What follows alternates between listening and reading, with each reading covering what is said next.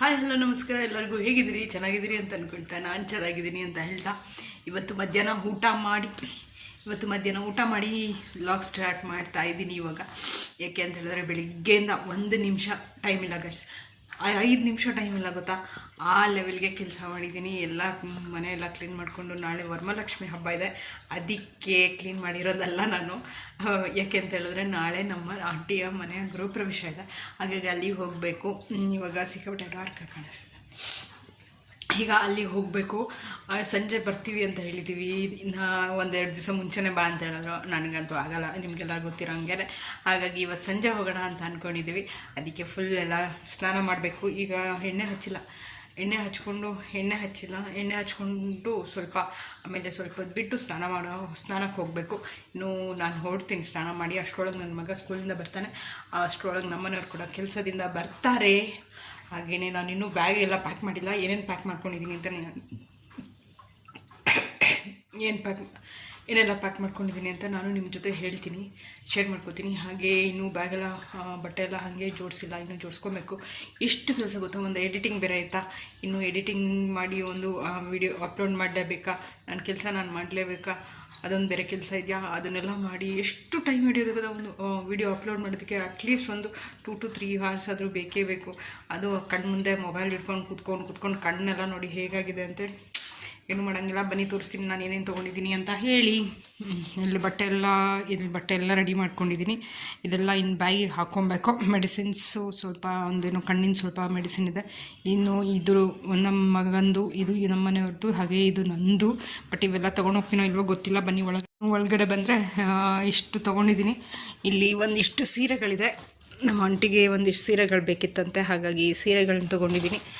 ಮತ್ತು ಇದು ರಕ್ಷಾಬಂಧನ್ಗೆ ರಾಖಿ ಕಟ್ಟೋದಕ್ಕೆ ಅಂಥೇಳಿ ರಾಖಿ ತೊಗೊಂಡಿದ್ದೀನಿ. ರಾಖಿ ತೋರಿಸ್ತೀನಿ, ರಾಖಿ ಪಟ ಅಂತ ತೋರಿಸ್ಬಿಡ್ತೀನಿ. ಸೊ ನೋಡಿ, ಇದು ರಾಖಿ ತೊಗೊಂಡಿದ್ದೀನಿ.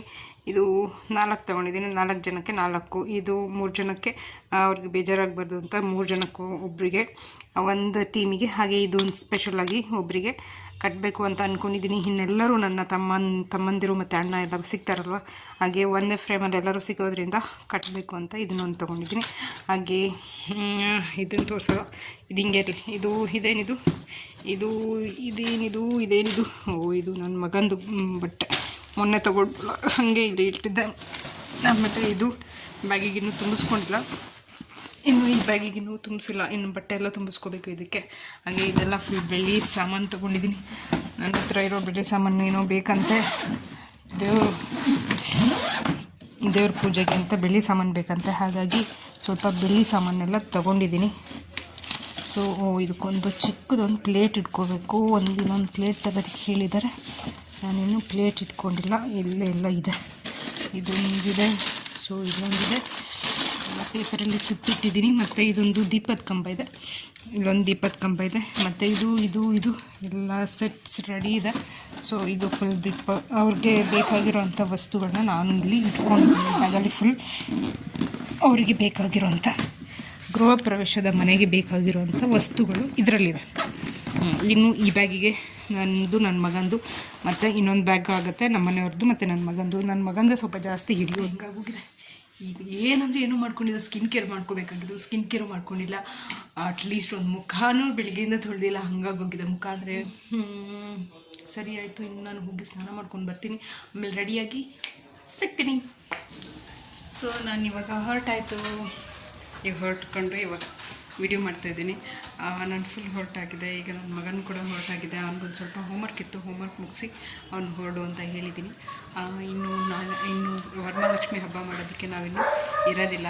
ಸೊ ಇನ್ನು ನಮ್ಮ ಚಿಕ್ಕಮ್ಮನ ಮನೆ ಗೃಹಪ್ರವೇಶ ಆಗಿರೋದ್ರಿಂದ ಅವತ್ತೇ ಆಗಿರೋದ್ರಿಂದ ಹಾಗಾಗಿ ನಾವು ಇವಾಗ ಹೊರಡಬೇಕಾಗಿದೆ. ಈಗಷ್ಟೇ ಪೂಜೆ ಮುಗಿಸ್ದೆ. ಇನ್ನು ಹಬ್ಬಕ್ಕೆ ಹೇಗಿದ್ರು ಇರಲ್ವಲ್ಲ ನಾವು, ಹಾಗಾಗಿ ನಾನು ಪೂಜೆ ಮುಗಿಸಿ ಕುಂಕುಮ ಎಲ್ಲ ಇಟ್ಕೊಂಡಿದ್ದೀನಿ. ಈಗ ನಮ್ಮ ಮನೆಯವರಿಗೋಸ್ಕರ ಕಾಯ್ತಾಯಿದ್ದೀವಿ. ಸೊ ಅವನಿಗೆ ಹೋಮ್ವರ್ಕ್ ಮಾಡೋದಕ್ಕೆ ಹೇಳಿದ್ದೀನಿ. ಇನ್ನು ಅವ್ನು ಹೋಮ್ವರ್ಕ್ ಮುಗಿಸ್ಕೊಳ್ತಾನೆ, ಆಮೇಲೆ ಅಷ್ಟೊತ್ತಿಗೆ ನಮ್ಮ ಮನೆಯವ್ರು ಕೂಡ ಬರ್ತಾರೆ. ಈಗ ಟೈಮ್ ಬಂದುಬಿಟ್ಟು 6 ಗಂಟೆ ಬರ್ತಾಯಿದೆ. ನಂದೆಲ್ಲ ಕೆಲಸ ಮುಗಿತು. ಪ್ಯಾಕ್ ಅಂತೂ ಆಗಿದೆ, ನಿಮಗೆ ನೋಡಿದ್ದೀರ. ಹಾಗೆ ನಾನು ಇನ್ನೂ ಏನು ತೋರಿಸೋದಕ್ಕಿದೆ, ಫುಲ್ ಇನ್ನೊಂದು ಬ್ಯಾಗಲ್ಲಿ ನಾನು ಫುಲ್ ಬಟ್ಟೆಗಳು ತುಂಬಿಸಿದ್ದೀನಿ. ಇನ್ನು ಹೊರಡೋದೊಂದೇ ಬಾಕಿ. ಹೊರಟ್ಬಿಟ್ಟು ಅಲ್ಲಿ ಹೋಗಿ ಸಿಗ್ತೀನಿ. ನಾನು ಹೊರಟು ಕೂತ್ಕೊಂಡು ಎಷ್ಟೊತ್ತಾಯಿತು ಗೊತ್ತಾ? ಈಗ 7 ಗಂಟೆ ಹತ್ರ ಆಗ್ತಿದೆ.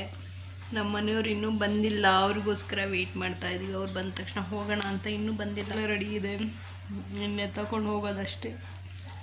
ಅದಕ್ಕೆ ಒಂದು ಪಾರ್ಲೆಜಿ ಬಿಸ್ಕೆಟ್ ಇತ್ತು ಮನೆಯಲ್ಲಿ, ಒಂದು ಪಾರ್ಲೆಜಿ ಬಿಸ್ಕೆಟ್ ಇತ್ತು, ಅದನ್ನು ತಿಂತಾ ಕೂತ್ಕೊಂಡಿದ್ದೀನಿ.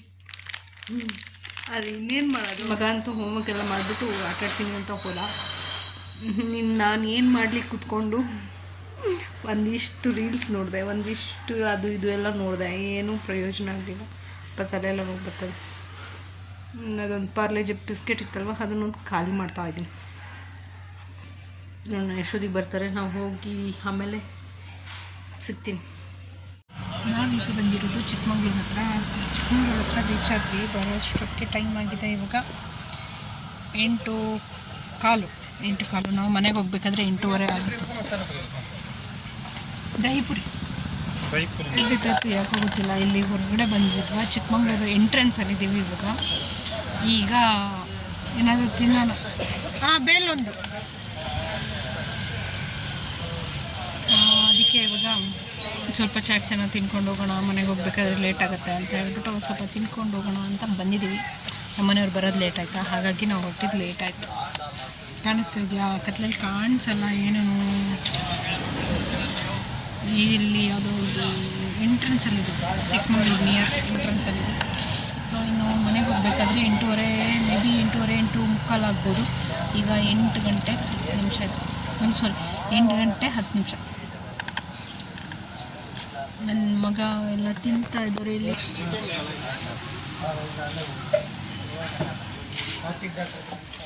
ಎಲ್ಲ ಅಲ್ಲಿ ತಿನ್ನೋದಕ್ಕೆ ಹೋಗಿದ್ದಾನೆ. ಅವನಿಗೆ ಏನೋ ಹೊಟ್ಟೆ ಹಸಿತೈತಂತೆ. ಪಾಪ ಸ್ಕೂಲಿಂದ ಬಂದವನು ಅವ್ರ ಅಪ್ಪನೇ ಕಾಯ್ತಾ ಕೂತ್ಕೊಂಡಿದ್ದ, ಬರುತ್ತೆ ಅಂತೇಳಿ. ಬರಲಿಲ್ವಾ? ಸೊ ಸರಿ ಆಯಿತು, ನಾನು ಅಲ್ಲಿಗೆ ಹೋಗಿ ತಿಂತೀನಿ. ಅಲ್ಲಿಗೆ ಹೋಗ್ತೀನಿ, ಮತ್ತು ನಾನು ಇನ್ನು ಮನೆಗೆ ಹೋದ್ಮೇಲೆ ಸಿಗ್ತೀನಿ. ಬಾಯ್. ಹೆಂಗೆ ಹಬ್ಬ ಎಲ್ಲ ಮಾಡಿದ್ರಿ ಅಂತ ಹೇಳಿ ಆಯಿತಾ? ಇವೆಲ್ಲ ಹೇಗೆ ಸೆಲೆಬ್ರೇಟ್ ಮಾಡಿದ್ರಿ ವರಮಹಾಲಕ್ಷ್ಮಿ ಹಬ್ಬನ ಅಂತ ನಾನು ಕಾಯ್ತಾ ಇರ್ತೀನಿ. ನಮ್ಮದಂತೂ ಯಾವುದೇ ಥರದ ಹಬ್ಬ ಏನೂ ಇಲ್ಲ. ಅಲ್ಲಿ ಮನೆ ಓಪನ್ ಮಾಡೋದಕ್ಕೆ ಅಂತ ಹೋಗ್ತಾಯಿದ್ದೀವಿ. ನಾವು ಯಾವುದೇ ಥರದ ಹಬ್ಬ ಮಾಡ್ತಿಲ್ಲ. ಸರಿ, ಇನ್ನು ಮನೆಗೆ ಹೋಗಿ ಸಿಗ್ತೀನಿ. ಇವಾಗ ನಾವು ತಿನ್ಕೊಂಬಂದ್ವಿ. ಏನಂತ ತಿಂದ್ವಿ ಮಗನೇ? ಬೇಲ್ಪುರಿ ಮತ್ತು ಮಸಾಲೆ ಪುರಿ ಮತ್ತು ಪಾನಿಪುರಿ. ಇದನ್ನೇ ತಿಂದಿದ್ದಿಲ್ಲಿ. ಇನ್ನು ಮನೆಗೆ ಹೋಗಿ ಊಟ ಮಾಡಬೇಕಲ್ವ, ಅದಕ್ಕೆ ಲೈಟಾಗಿ ಈಗ ಊಟ ಎಲ್ಲ ತಿನ್ಕೊಂಡಿದ್ದೀವಿ. ತಿನ್ಕೊಂಡು ಇವಾಗ ಹೋಗಬೇಕು. ಭಯಂಕರ ಚಳಿ ಇದೆ ಹೊರಗಡೆ. ಮಳೆ ಅಂತೂ ಸ್ವಲ್ಪನೂ ಇಲ್ಲ. ನೋಡೋಣ, ಇನ್ನು ಹೋಗಿ ಸಿಗ್ತೀನಿ.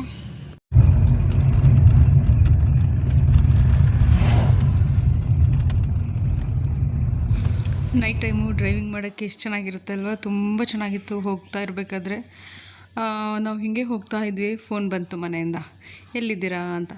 ಮತ್ತು ನಾವು ಕೇಳಿದ್ವಿ, ನಾವು ಬರ್ತಾಯಿದ್ದೀವಿ ಅಂತ. ಅದು ನೋಡಿದ್ರೆ ಆನೆ ಇದೆ, ಆನೆ ಗಲಾಟೆ ತುಂಬ ಇದೆ, ಬೇಗ ಬನ್ನಿ ಅಂತ ಹೇಳಿದ್ರು. ನಮಗೆ ಹೆಂಗೋ ಅಸಮಾಧಾನವಾಗಿ ಚೆನ್ನಾಗಿ ಹೋಗ್ತಾಯಿದ್ವಾ, ಹೆದರಿಸ್ಬಿಟ್ರಾ. ಫುಲ್ ಡರ್ ಅಂದರೆ ಡರ್, ಏನು ಮಾಡಬೇಕಂತ ಗೊತ್ತಾಗಲಿಲ್ಲ. ಸೊ ಇರಲಿ ನೋಡೋಣ ಅಂತ ಹೋಗ್ತಾಯಿದ್ದೀವಿ. ಸೊ ತುಂಬ ಆನೆ ಗಲಾಟೆ ಅಂತೆ, 18 ಆನೆ ಬಂದಿದೆಯಂತೆ.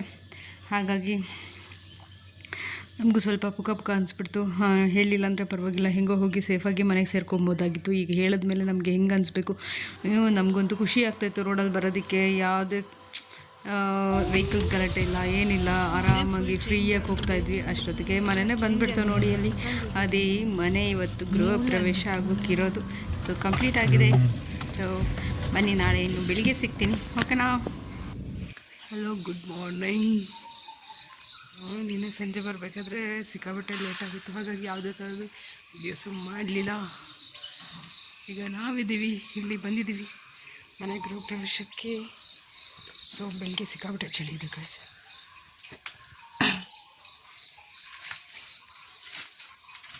ಸಿಕ್ಕಾಬಟ್ಟೆ ಅಂದರೆ ಸಿಕ್ಕಾಬಟ್ಟೆ ಚಳಿ ಇದೆ. ಹಾಗಾಗಿ ಸ್ವಲ್ಪ ಬೆಂಕಿ ಕಾಯಿಸೋಣ.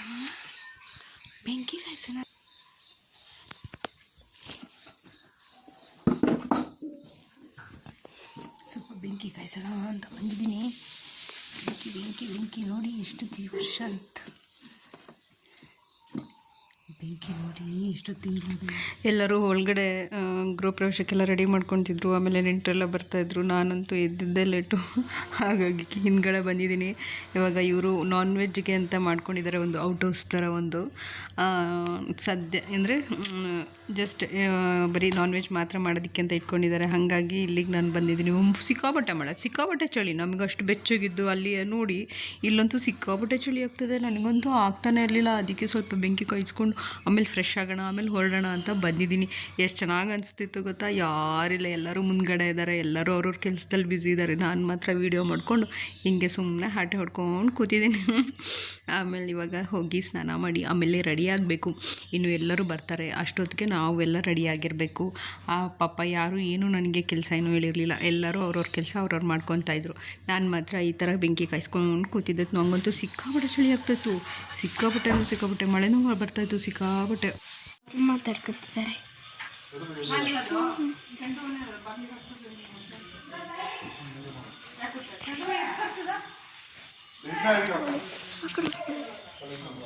ಇವರೆಲ್ಲ ಮಿಸ್ಟರ್ ಎಲ್ಲ ಬರ್ತಿದ್ದಾರೆ. ಮಿಸ್ಟರ್ ಮಿಸ್ ಕೆಲಸ ಮಾಡ್ಕೊತಿದ್ದಾರೆ. ಮತ್ತು ನಾವು ಈ ಕಡೆ ಹೋಗೋಣ ಬನ್ನಿ ಏನು ಮಾಡ್ತಿದ್ದಾರೆ ಅಂತ.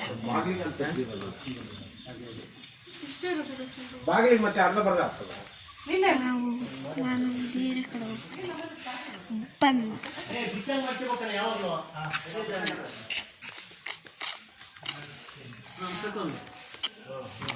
ಈಗೆಲ್ಲ ರೆಡಿ ಮಾಡ್ಕೊಂಡ್ಬಿಟ್ಟಿದ್ದಾರೆ.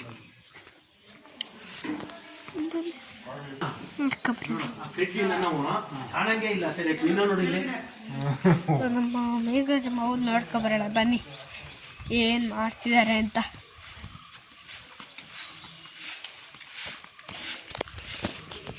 ಇಲ್ಲಿ ನೋಡಿ ಫ್ರೆಂಡ್ಸ್, ಇಲ್ಲಿದ್ದಾರೆ ನಮ್ಮ ಮೇಘರಾಜ ಮಾವ.